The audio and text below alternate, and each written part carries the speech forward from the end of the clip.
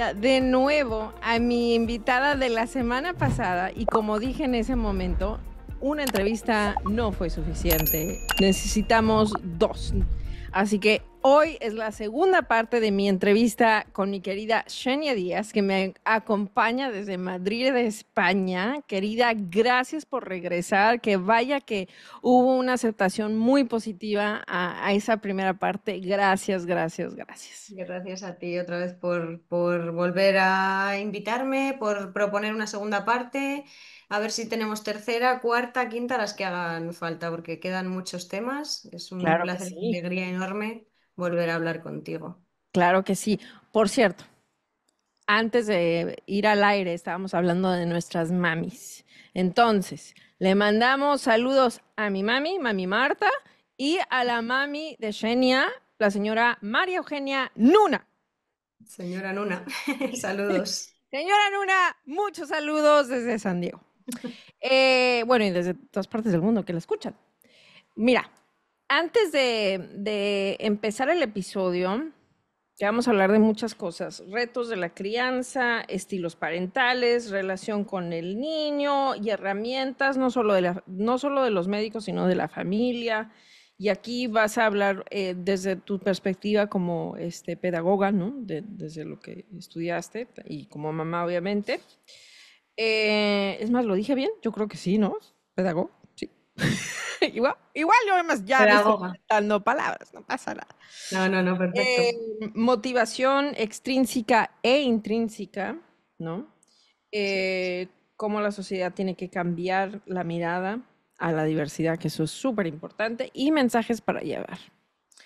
Pero antes de empezar y hablar sobre todos estos temas, en el episodio pasado, eh, como ya había comentado, me llegó muchos comentarios positivos, mucha gente que agradeció haber hecho este episodio contigo y que les encantó.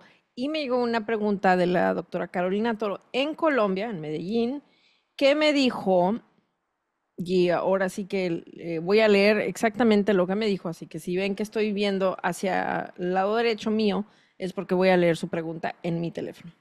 Em, me pone, no acabo de entender el concepto del burn-on. No sé si ya, no sé si ya se me fritó el cerebro, dice ella, porque pues eh, em, me dice, no entiendo si es algo bueno o malo, porque en el primer podcast lo entendí como algo contrario al burnout, pero ahora Shenya usa la palabra enmascaramiento. Dice, tengo tres teorías. Etapa posterior al burnout, uno. Dos, que es un mecanismo de defensa al burnout. O tres, construcción de la resiliencia. O son las tres cosas, o no entendí nada. Así que de una vez por todas, Xenia, explícanos exactamente qué es el burnout. Bueno, pues pregunta acertadísima porque no es fácil. Lo primero, decir que el burnout no tiene por qué darse. O sea, la crianza o, en un entorno laboral o en el entorno familiar, en el entorno en el que sea, el estrés, lo que decíamos, ¿no? En la anterior entrevista, el estrés natural, ¿no? De tener que enfrentarte a distintos retos en tu día a día.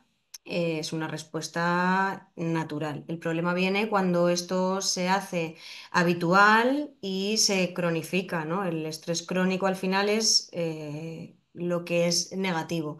Entonces, bueno, en la crianza de niños con alguna discapacidad no tiene por qué darse burnout. Eso por un lado, o sea, no todas las familias lo sufrimos. Em, en el caso de que se dé, pues ya vimos cuáles eran un poco las señales de niebla mental, incapacidad para tomar decisiones, cansancio, dificultad para dormir, bueno, pues una serie de síntomas. Y en la primera entrevista es posible que se pueda entender como un paso más, ¿no? Porque, bueno, de hecho el burn-on no se puede dar sin burnout, ¿no? O sea, o hay una sobrecarga o no hay burnout.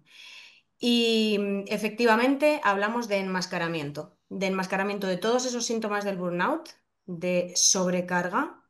En el momento en el que se están enmascarando, que es una respuesta también, se puede ver efectivamente como un paso más. Puedes tener primero síntomas de burnout y pasar al burnout enmascarando todos estos síntomas y aparentemente eres una persona resiliente, capaz de resolver los problemas, de sobrellevar la situación, pues de una manera efectiva, sin todos esos síntomas del burnout.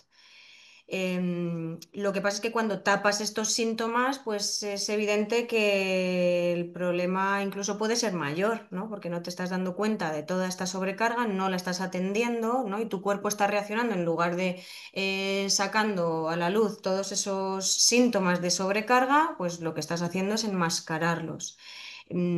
Fruto, pues, de como hablábamos en la anterior entrevista, de toda esa presión social, de que al final, pues, es lo que tenemos que hacer como madres, como familia, pues, es lo que te ha tocado, ¿no? Bueno, pues no es más que tener un hijo, ¿no? La responsabilidad de tener un hijo, pero ya sabemos que no, ¿no? Que va mucho más allá.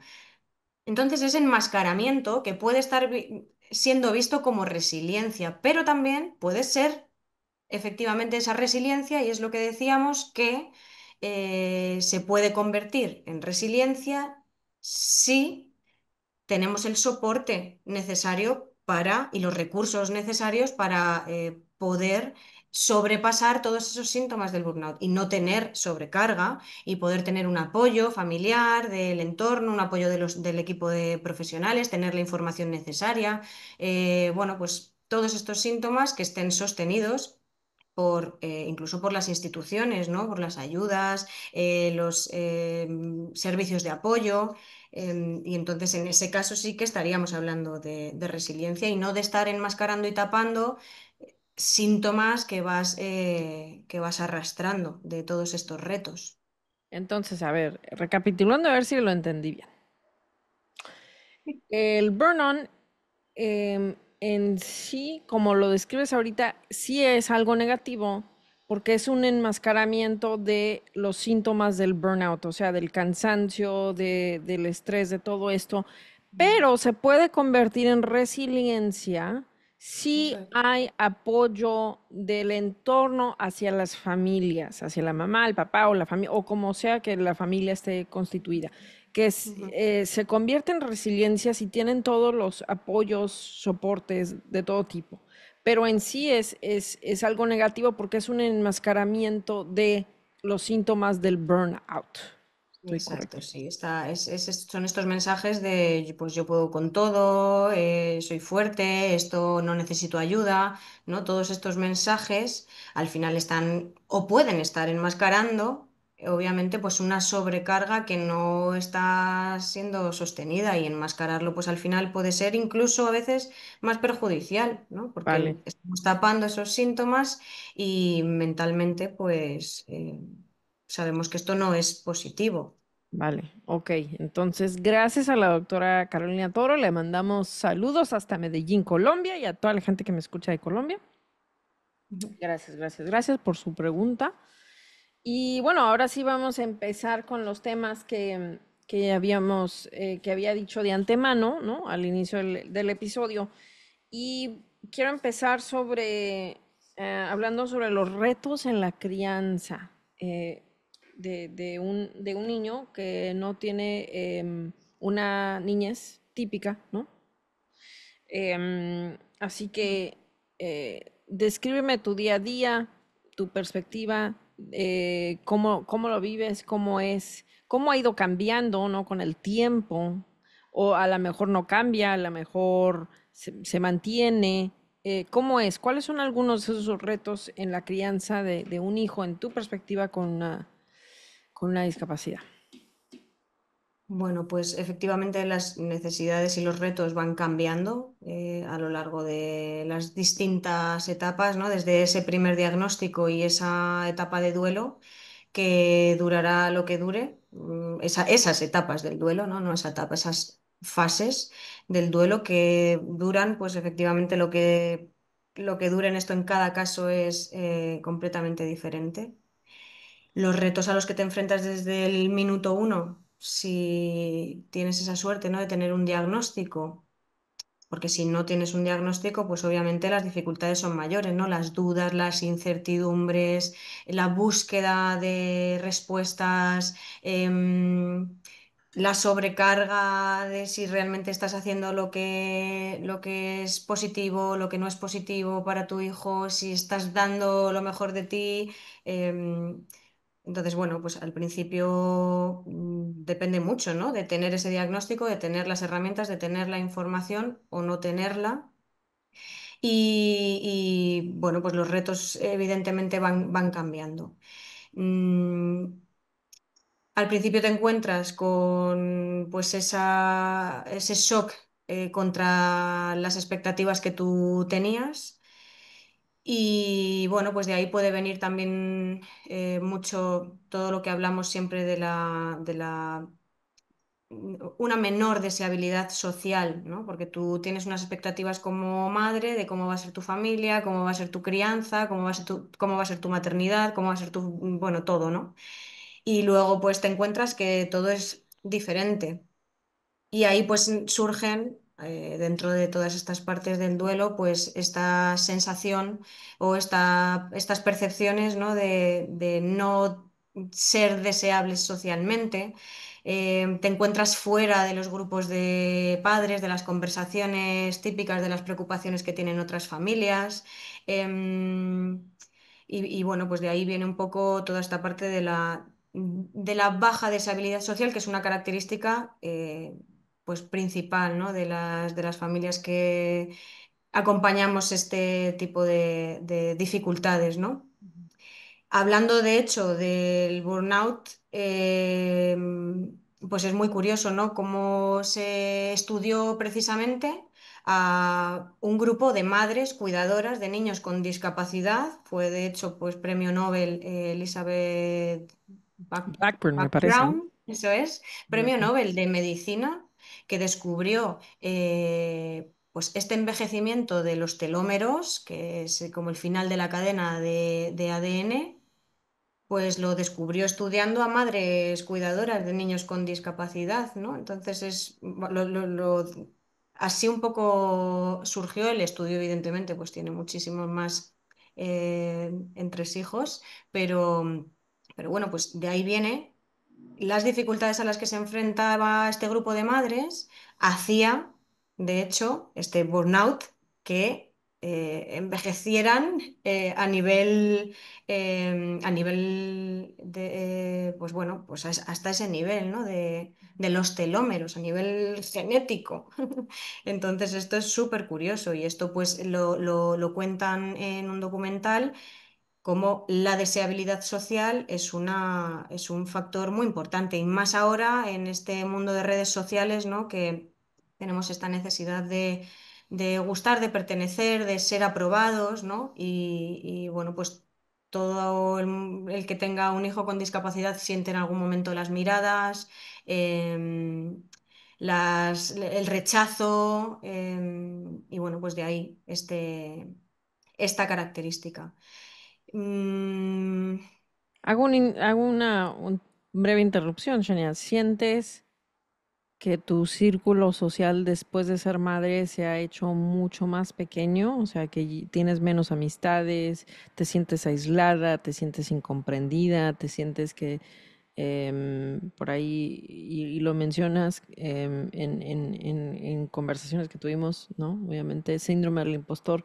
¿Sientes que ha cambiado muchísimo tu entorno de amistades, que desde que te convertiste en madre de un niño con parálisis cerebral, y no por la diagnóstico, sino por la discapacidad y cómo la sociedad ve, ¿no? La discapacidad? Desafortunadamente, ¿sientes que hay ese rechazo y que tu círculo inmediato ha cambiado mucho?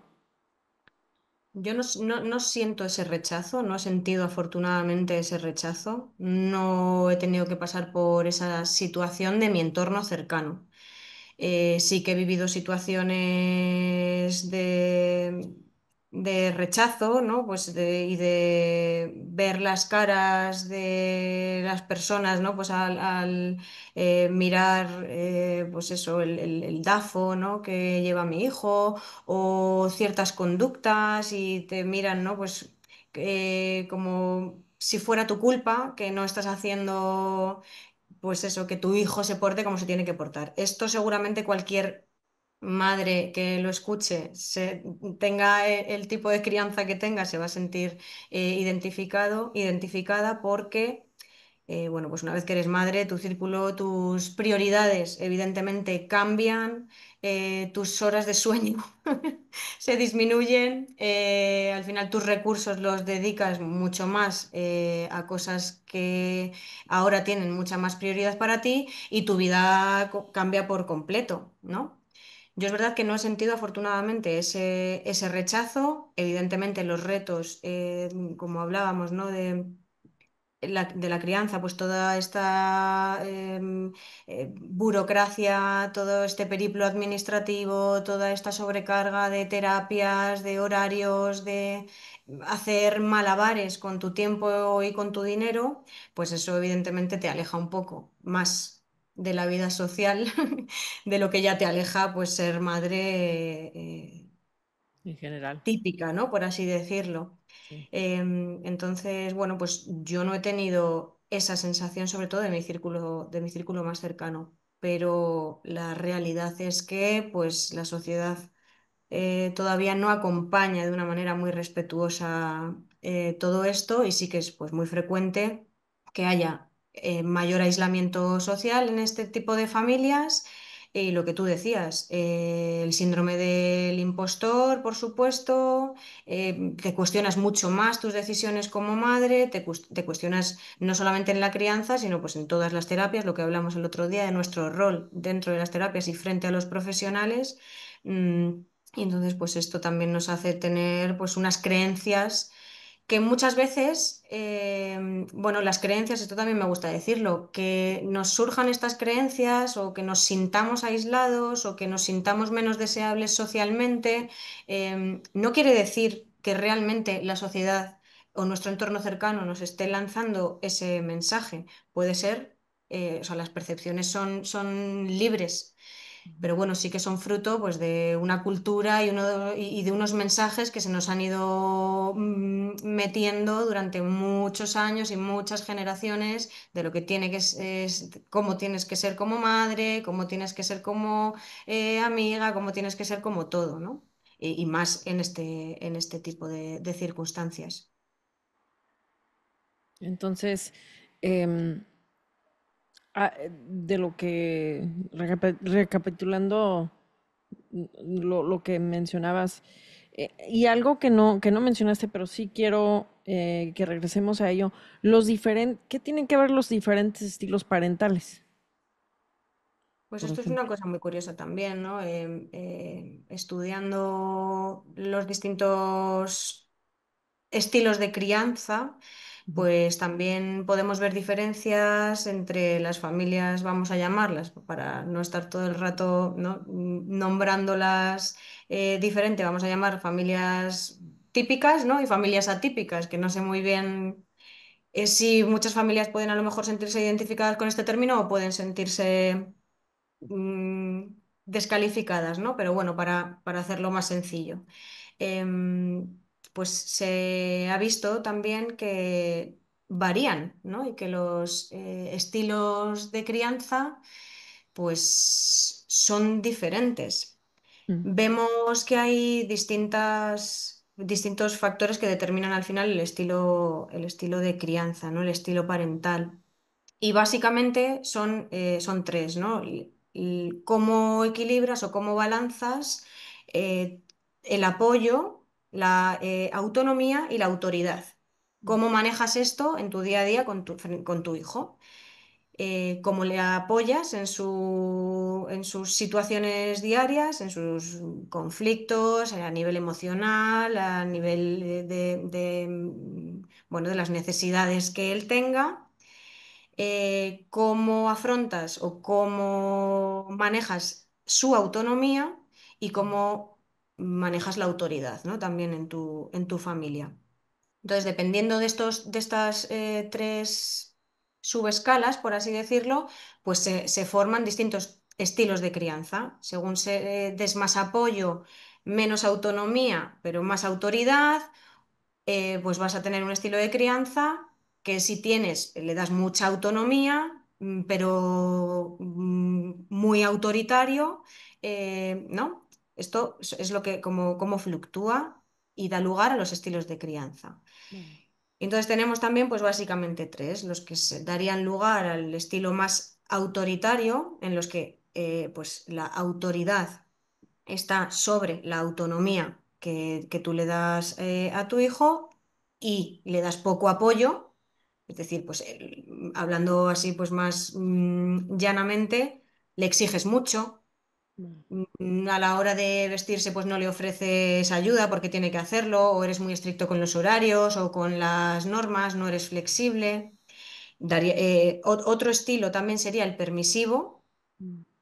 Si tú le das mucho apoyo, muy poca autonomía y se lo haces todo, por así decirlo, y le das cero autonomía y eres muy poco autoritario, no te mantienes firme a lo mejor en las decisiones o en las normas establecidas, Ujú. pues entonces estarías más cerca de un estilo permisivo y un equilibrio entre estos tres factores, entre apoyo, autonomía y autoridad, equilibrados, darían lugar a un estilo respetuoso, Vale. que se llama, ¿no? Que se ha entendido bastante mal a veces el estilo respetuoso con un estilo permisivo y no tiene nada que ver, ¿vale? El estilo respetuoso lo que hace es apoyar, pero dando autonomía al niño y además también ofreciendo límites, siendo autoritario, autoritario, en un equilibrio, ¿no? Mm. Entonces, esos serían un poco los tres estilos de crianza. Y también se ha visto, como digo, pues que las familias que tenemos pues distintos retos en este sentido, pues tenemos mayores dificultades, principalmente a la hora de comunicar, o podemos encontrar distintos tipos, ¿no? Familias que dan muchísimo más apoyo de lo que el niño necesita, porque claro, como mi hijo tiene una discapacidad, pues le tengo que ayudar mucho más, o entendemos esa asistencia como pues darle muchísimo más apoyo de lo que él realmente necesita, y eso pues dificulta al final que él se desarrolle plenamente.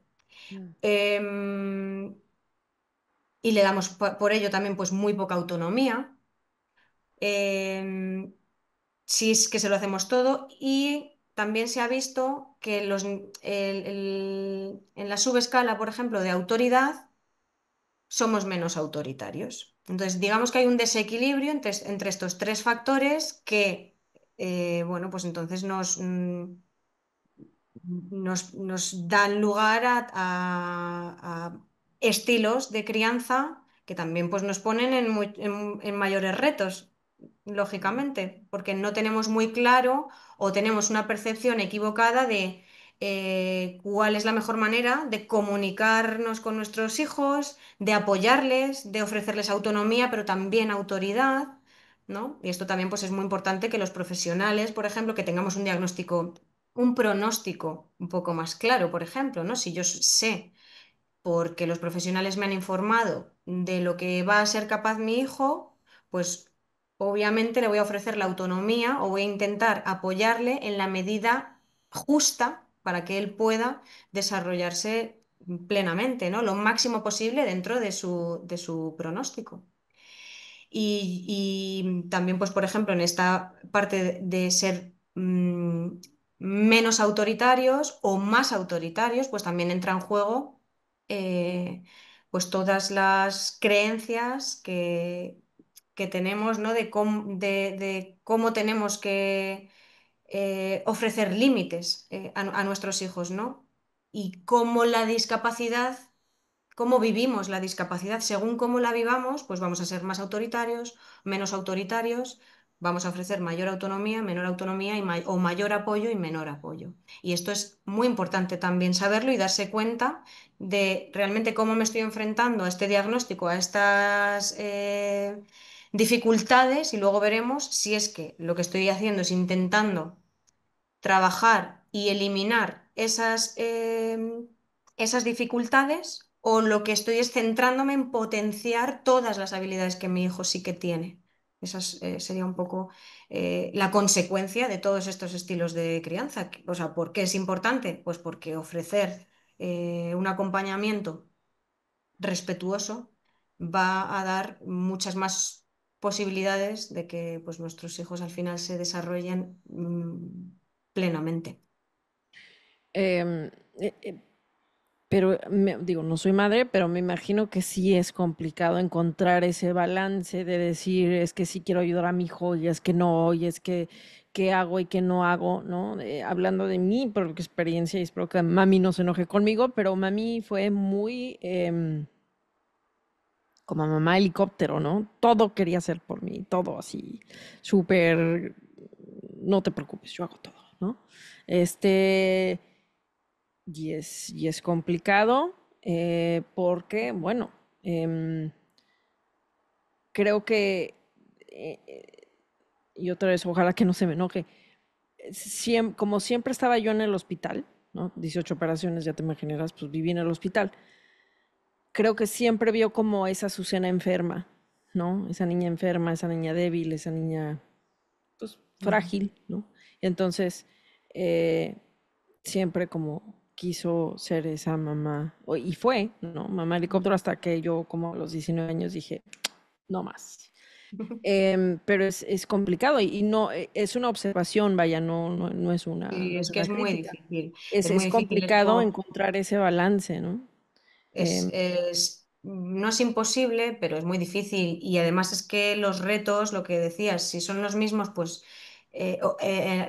dependiendo de la etapa, pues es que encima varían. O sea, que tú a lo mejor tienes un estilo cuando tu hijo es bebé y eres como mucho más consciente y quieres hacerlo todo mucho más respetuoso y luego pues te llegan otros retos más a nivel conductual o te llegan tres operaciones de golpe y entonces pues tú también como madre estás más flojo porque ves el dolor en tu hijo y es que eso a ti te duele igual, sientes el dolor igual y entonces sufres por las dificultades presentes y futuras que vaya a pasar tu hijo y es verdad que a lo mejor de una manera instintiva tendemos, porque también nos han enseñado a eso, a tapar el dolor, a evitar el dolor de nuestros hijos y no nos damos cuenta pues de que esa no es no es que sea la mejor, no, es una manera más de acompañar, pero tenemos que verlo y decir, uy, que igual privarle de estos retos, lo que estoy haciendo es privarle de un aprendizaje también. ya,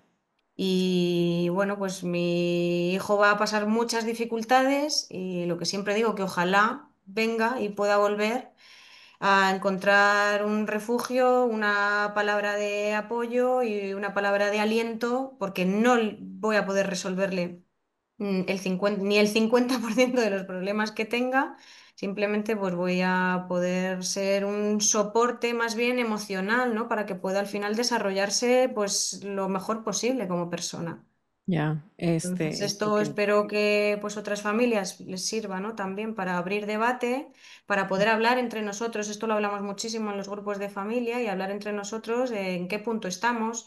Pues mira, ahora estoy en una etapa autoritaria total porque es, bueno, pues por lo que sea, estás con un tipo de retos o estás pasando por la adolescencia, ¿no? Que es que eso ya pues son otras etapas, en la transición a la vida adulta.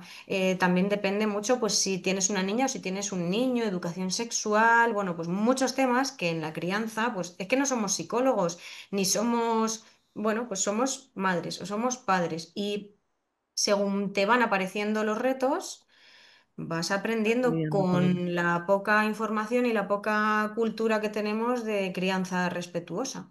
Ya. Sí, sí, pues son muchas cosas en una, ¿no? Em, Y hablando de motivar a los niños y la motivación, y aquí hago hincapié a tu conocimiento, o sea, eres licenciada en pedagogía, em, háblame de la motivación. Y esto no solamente aplica para los papás, sino para profesionales, para ambas cosas. ¿Cómo mantener la motivación extrínseca y intrínseca de un niño? Ya sea en Pues terapias hablamos o mm, la propia crianza, o en sí. la propia crianza, sí. Ujú. Hablábamos que el otro día lo dejábamos ahí un poco pendiente, ¿no? En esta interacción entre los profesionales y los niños, o cuáles eran las características que buscábamos en un buen profesional, mencionamos un poco esto, ¿no? Que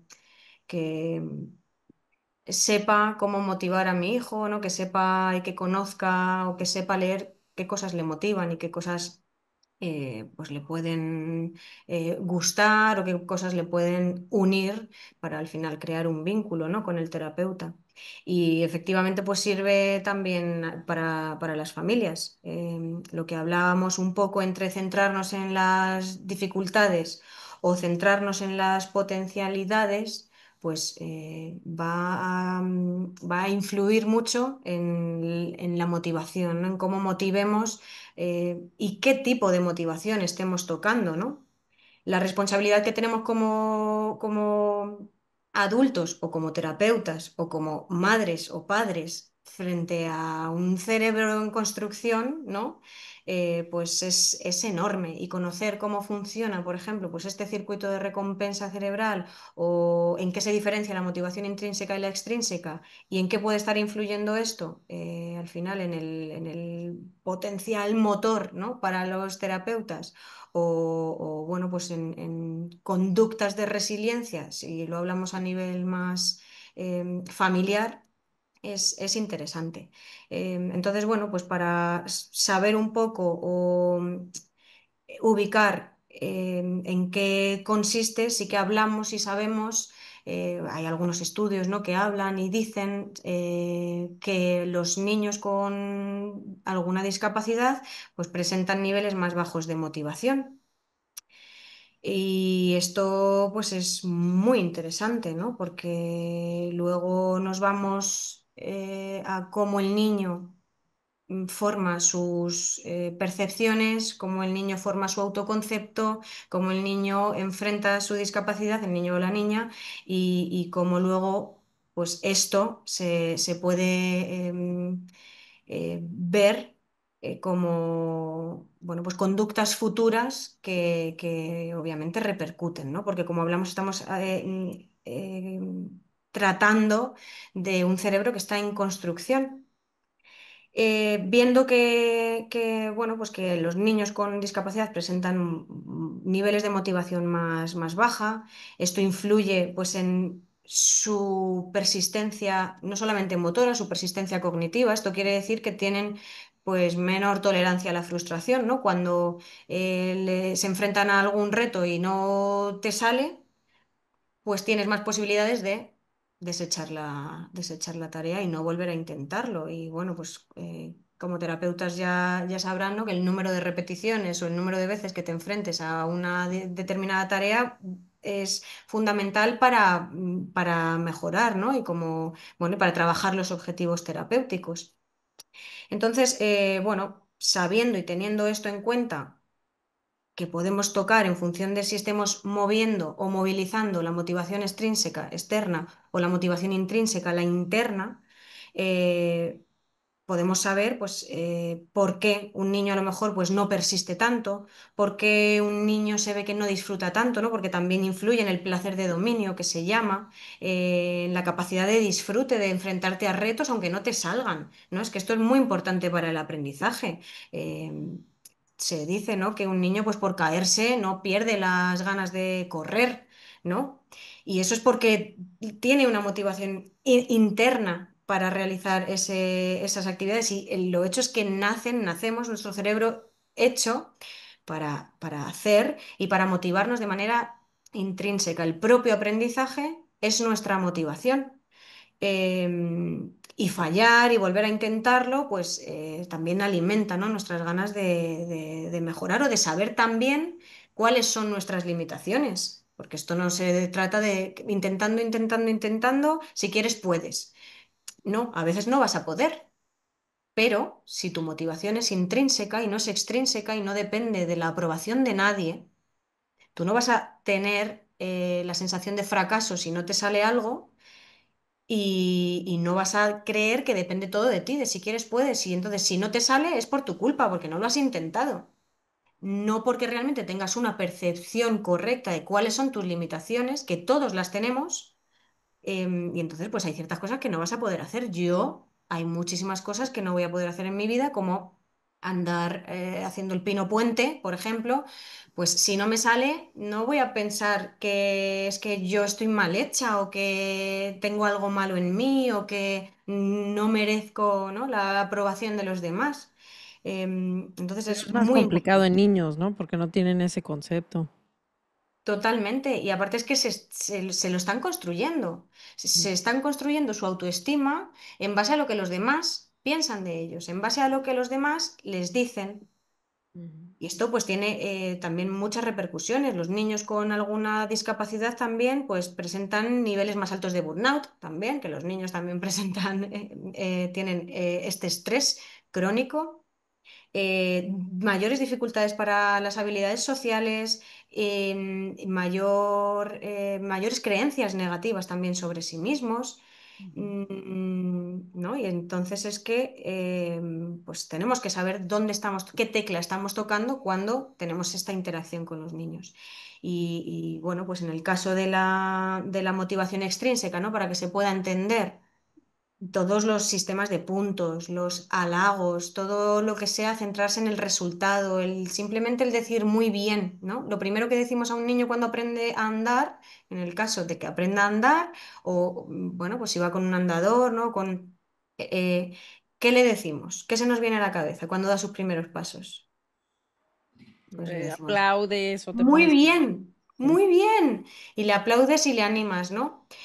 No vamos a dejar de decir muy bien ahora, ¿no? Porque no se trata de dejar de decir muy bien, pero esos mensajes significan, así es como quiero que lo hagas, me gusta esto que estás haciendo, yo estoy feliz cuando tú consigues tu objetivo y entonces él como niño que te están mirando con los ojos abiertos como platos, están recibiendo el mensaje de soy querido, soy aceptado cuando hago lo que la otra persona le hace feliz.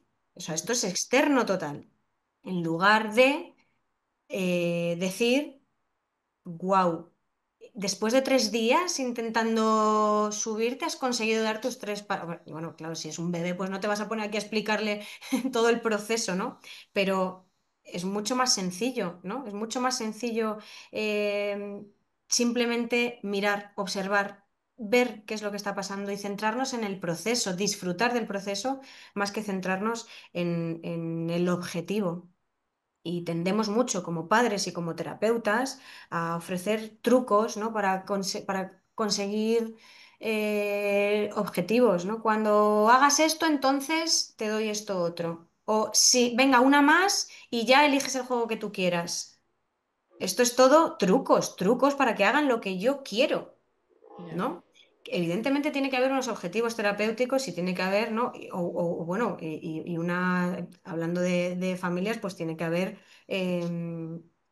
unas normas, ¿no? Y si no cumples esas normas, ¿qué pasa?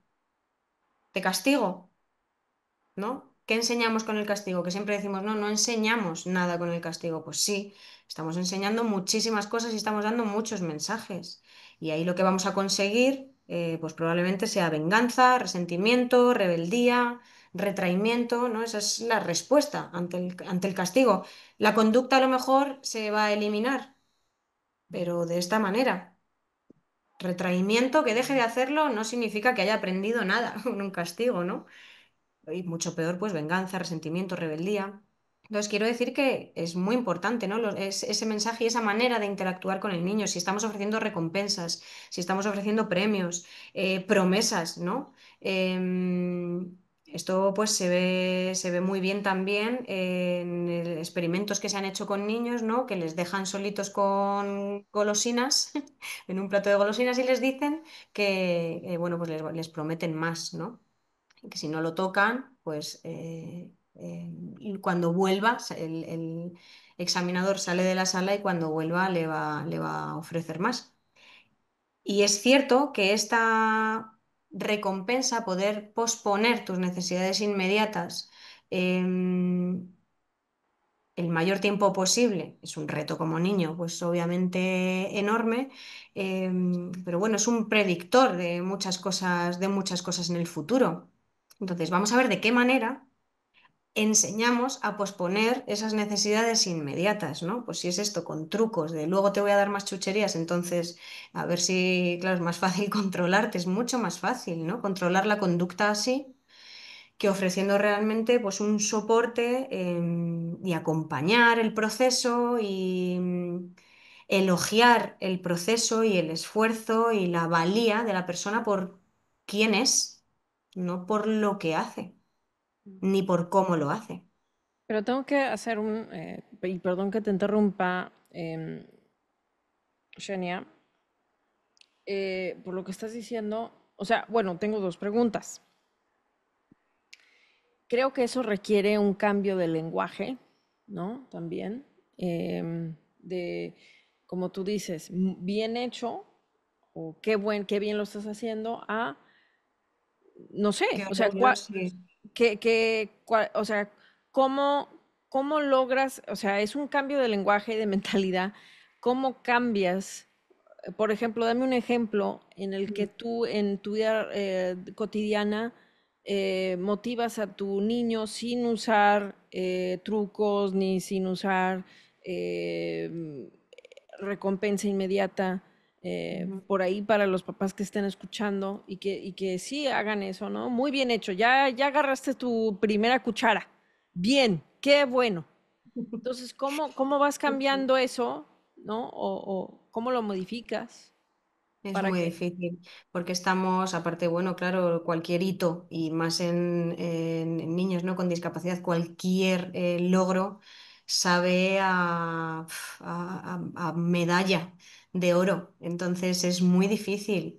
Pero claro, sabiendo que los niños con discapacidad tienen niveles más bajos, ¿no? de motivación, si encima a este circuito de recompensa cerebral no dejamos de darle caramelos, pues el circuito de recompensa cerebral no, bueno, está hecho también para gastar la menor energía posible, ¿no? Para ser eficiente. Si tiene ese caramelo, pues va a quererlo mucho más y lo otro cuesta. Lo otro es lo que le cuesta al cerebro. Entonces, bueno, como dices, es un cambio a la hora de comunicar, a la hora de hablar y es muy complicado. A mí me ayuda mucho intentar ver o centrarme en el proceso y simplemente cuando acaba, si es que acaba, porque no tiene por qué acabar, hay muchas veces que no acaba y ese día no acaba y a lo mejor va a acabar mañana y a lo mejor vas a estar en ese proceso toda la vida. Se me ocurre, yo que sé, aprender a montar en bici, cualquier proceso, ¿no? Hacer un dibujo, terminas de hacer un dibujo, qué bonito. Es que este qué bonito, ¿no? A mí que, pues como maestra, me chirría, me suena mal, porque el niño el mensaje que está después de haber estado eligiendo colores, que les ves con la lengua fuera, mm, súper concentrados y súper metidos en la tarea, cuando llega y te enseña el dibujo, lo que dices es qué bonito, ¿no? Tiene que ser bonito. O te ha salido bien, qué bien te ha salido esto, te ha salido fenomenal. En lugar de decir fijarte en los colores, por ejemplo. Hola, has usado solo el amarillo, ¿no? O al revés. ¿Cuántos colores has usado? ¿Te has fijado que... o fíjate en esta parte del dibujo no has puesto nada y lo has puesto como todo... O sea, observar. Dar algún mensaje de algo que estés observando. En una tarea motriz, pues exactamente igual. Fíjate en la cara de felicidad que llevas, ¿no? Fíjate qué sonrisa tan grande. Te veo una sonrisa enorme. O, uf, parece que esto te está costando hoy mucho, ¿sabes? Veo que esto realmente no lo estás disfrutando. O sea, describir el proceso, no señalar el resultado. Es muy difícil, pero si practicando realmente es, no es tan complicado. Qué interesante. Hacer observaciones del proceso El y no proceso. enfocarse tanto en el resultado, o sea, hace ser qué bonito o qué bien lo hiciste. Em, Qué interesante. Me gustó. Em, Ahora, cuando se habla, digo, todo esto requiere cambios tanto de lenguaje, de observación, de todo tipo, ¿no? Pero ahora cuando em, no me puedo imaginar cómo es que tú tengas o los padres con hijos con discapacidad. Lo complicado de ser, y ya lo mencionabas anteriormente, y me imagino que obviamente mamá lo vivió, saber que dentro de todo, de alguna manera cuando son chiquitos, tú tienes control, ¿no? De lo que necesitan y le vas ayudando en el proceso y todo eso. Pero ya cuando son adultos, ya cuando van creciendo, 10, 11, 12, 13, y que se van convirtiendo en adultos y en adolescentes y luego adultos, y salen al mundo, ¿no? Y se empiezan a dar cuenta de las miradas de la gente, de cómo lo observan, de la sociedad en sí. Y esto es otra de las cosas que hablábamos tú y yo en Alemania, que lo hablamos anteriormente, es cómo tiene que haber un cambio en la sociedad al respecto de la diversidad, ¿no? De cómo todos somos distintos. Em, y no solamente en términos de sociedad en sí, o sea, de que en los parques y que salgan y tal, sino también en los sistemas médicos, ¿no? En todo tipo de lugares. Dame tu perspectiva al respecto, hacia este cambio que mencionabas que tiene que haber en la sociedad sobre la diversidad que existe, ¿no?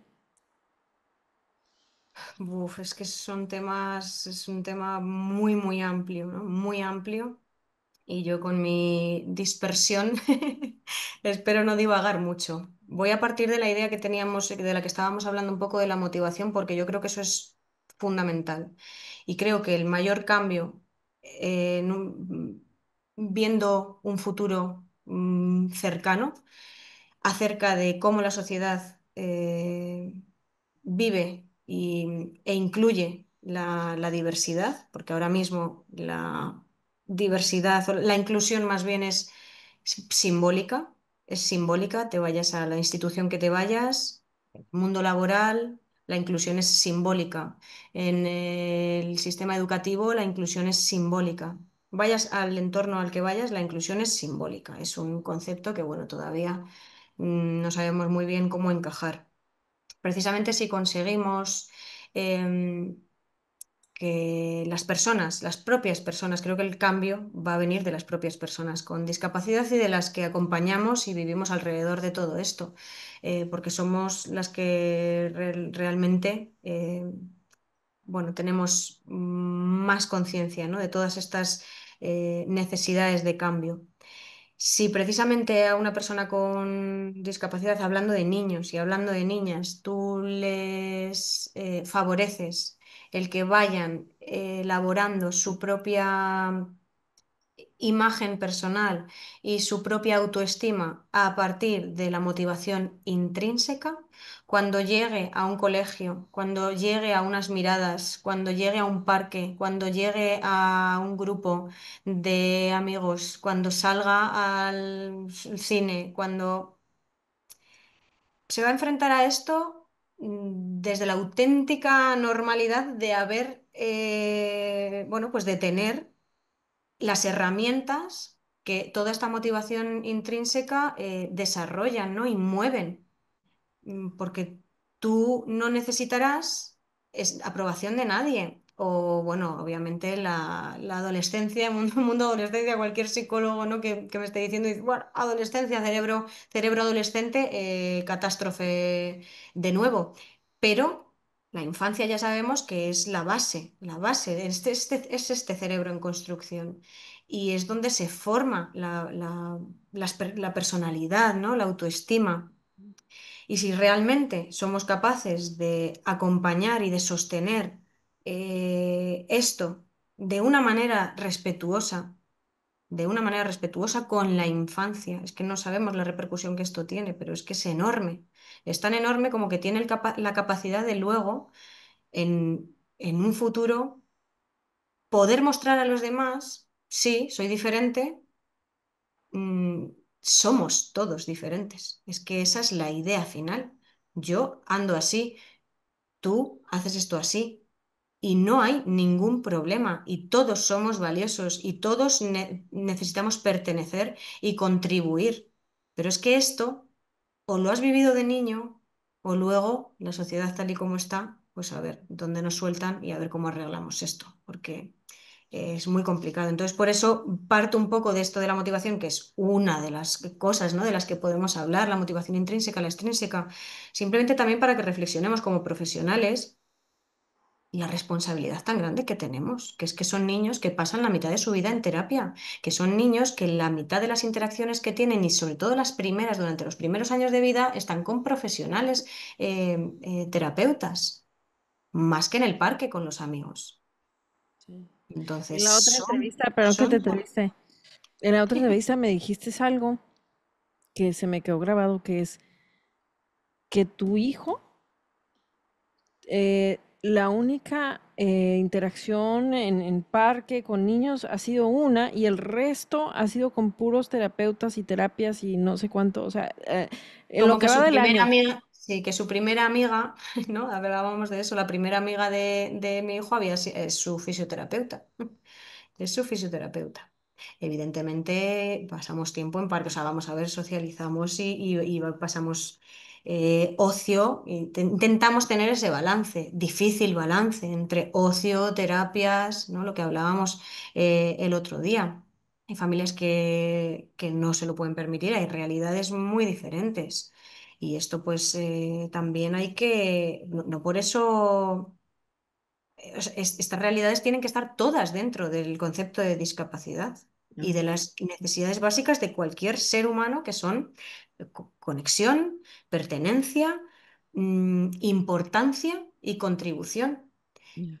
Entonces, si no vemos así a los niños, porque no los tratamos así, no los tratamos como que tienen estas necesidades. A nosotros no se nos ocurriría en la vida invitar a alguien a comer y esto, pues, mi queridísima Marisa Moya, la mando un beso desde aquí. A mí me abrió los ojos este ejemplo que es tan simple, que tú invitas a alguien a comer a tu casa y no le dices, no, no, esto lo llevo toda la tarde cocinando, esto, y hasta que no te lo comas todo no te levantas de la silla. Esto a un invitado, a un amigo tuyo, nunca se lo dirías, ¿no?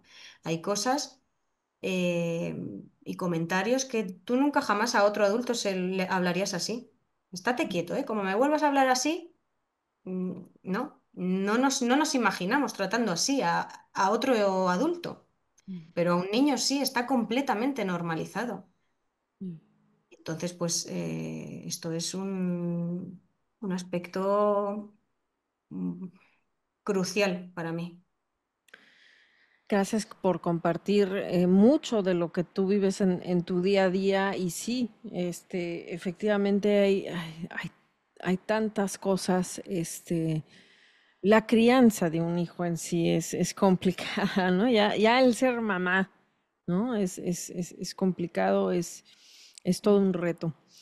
Em, Shania, ya se nos está acabando el tiempo. Pues tengo notas para, O sea, qué para, bárbaro, querida. O para otros sea, tres. dame un resumen, si se puede, de mensajes, porque como ya sabes, en este podcast la verdad que estoy súper agradecida. Tenemos todo tipo de escuchas, de mensajes para llevar para tanto mamás, papás. profesionales médicos, personas, yo como yo adulta con parálisis cerebral, algunos mensajes con los que quieres que la gente se quede. Vale, primero pues recapitulando un poco lo que hemos hablado, porque es verdad que se tocan muchos temas, ¿no? Y bueno, asegurar a nivel para las familias, ¿no? Mensajes para las familias y para los terapeutas, los profesionales de salud, cualquier persona que vaya a tener interacción con niños. Mm, asegurar, asegurar conexión, pertenencia y contribución. Asegurar y buscar la manera de ver qué significa esto, qué repercusiones tiene y cómo voy a hacerlo. Mm, para eso, pues necesitamos formación, necesitamos ahondar mucho más en qué es esto de respetar la infancia, ahondar muchísimo más en qué es escuchar, qué es ayudar, qué es comprender. Em, saber si estamos moviendo la motivación intrínseca o la extrínseca, tener herramientas pedagógicas en este sentido es muy importante. Fijarnos en el resultado frente a fijarnos en el proceso, ¿no? Esto es muy, muy, muy importante. La concepción de trabajo frente a juego, si estoy haciendo más una terapia enfocada al trabajo o más enfocada hacia el juego. Ujú, Si me estoy enfocando más en las dificultades o en las potencialidades, que esto también lo hemos dicho. Si estoy utilizando trucos o realmente estoy utilizando herramientas que sean útiles para el desarrollo cerebral de esa personita que tengo conmigo en la clínica o en casa. Esto por un lado, así como recapitulación pedagógica. Repensar la terapia. Esto también es un mensaje, repensar la terapia y esto tenemos que repensarlo, pues todas las familias, qué papel tiene la terapia en nuestro día a día y los terapeutas también. Es una parte fundamental de nuestra vida la terapia, ¿no? Entonces repensarla y asegurar, como digo, conexión, respeto mutuo. Tanto para las, o sea, respeto mutuo quiere decir todos en el mismo nivel. Hablábamos de familias y profesionales al mismo nivel, pero los niños tienen que estar ahí también al mismo nivel, no están por debajo. Em, centrarnos en descubrir capacidades, pensar en el largo plazo también, pensar en el largo plazo em, y buscar también como profesionales el trabajo de habilidades para la vida, porque realmente es que estamos tocando eso también, no estamos solamente trabajando objetivos terapéuticos a nivel motor, estamos desarrollando, estamos ayudando a ese niño a desarrollar habilidades para la vida. Entonces, esto como, pues como mensaje a tener en cuenta para reflexionar, ¿no? En algún momento de nuestro día a día, como padres y como profesionales. Y luego, pues un poco también lo que hablábamos el otro día, más ya como familia, ¿no? La necesidad de estos equipos multidisciplinares, necesitamos equipos multidisciplinares, es decir, necesitamos psicólogos, necesitamos pedagogos dentro de ese equipo terapéutico. Tener también las familias formación asequible, y esto también pues dentro de ese lenguaje asequible, ¿no? Fuera de ese lenguaje científico, tener materiales, guías y lenguaje asequible, todo lo que hablábamos el otro día de esas dificultades de comunicación entre profesionales y familias es fundamental. Diría como siempre también cuidar al cuidador, que también hablábamos en la última entrevista, que también esto quiere decir cuidar el terapeuta, los terapeutas también son cuidadores, entonces también hay que cuidarlos y hay que cuidarlos también pues ofreciendo este tipo de herramientas, ¿no? De cómo poder interactuar mejor con la infancia y también mejor con las familias. Y bueno, pues para lo último, ¿no? Que es el mensaje que más a mí me mueve y me llena, y reflexionar pues acerca de la mirada, qué mirada tenemos hacia la infancia, ¿no? Que es lo que un poco al final estamos hablando, ¿no? Especialmente la infancia que vive su infancia en condiciones diferentes, en condiciones especiales. Y esto pues nos va a dar mucha información de cómo somos al final, cómo funcionamos como sociedad y sí. cómo abordamos la diversidad, si realmente no es algo simbólico, sino que lo vemos como algo enriquecedor en el que donde todos somos parte valiosa. Nuestra belleza como seres humanos, como sociedad, está dentro del hecho de que somos todos diferentes, ¿no? Exacto.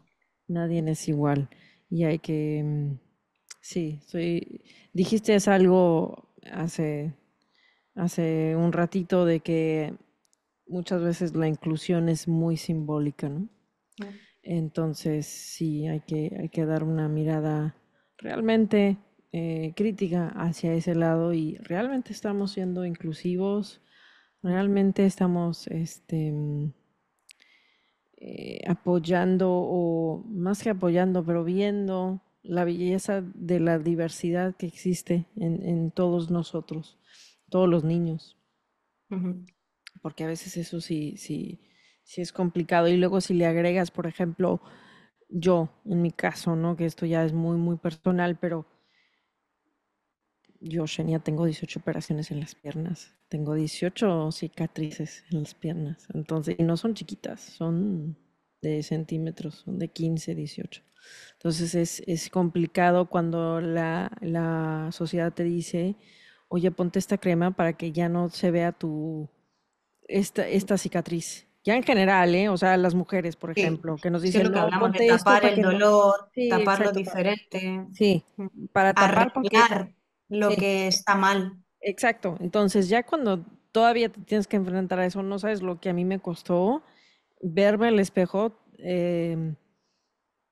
desnuda a veces, bueno, no a veces, todo el tiempo, y ver estas cirugías, ¿no? Estas 18 cirugías que, te digo, no son chiquitas, son enormes y que están Con en toda todas la partes. presión de deseabilidad social que hablábamos de las familias, nos pasa, pero hablamos de los niños, de los adolescentes, a qué se enfrentan en esto de la deseabilidad social y yo creo que no me da la capacidad todavía para ver o imaginar las consecuencias de todo esto. Sí, Entonces, es complicado más que nada mucha responsabilidad. en la autoestima y es por eso que es tan importante tener una motivación intrínseca y que nos den esas herramientas desde pequeñitos, ¿no? Ujú. Muchísimas gracias, mi estimada, muchísimas gracias por tomarte el tiempo, por hacer esta segunda parte, por compartir de nuevo un Placer. poquito de lo que tus conocimientos como, como pedagoga de carrera, pero también como madre que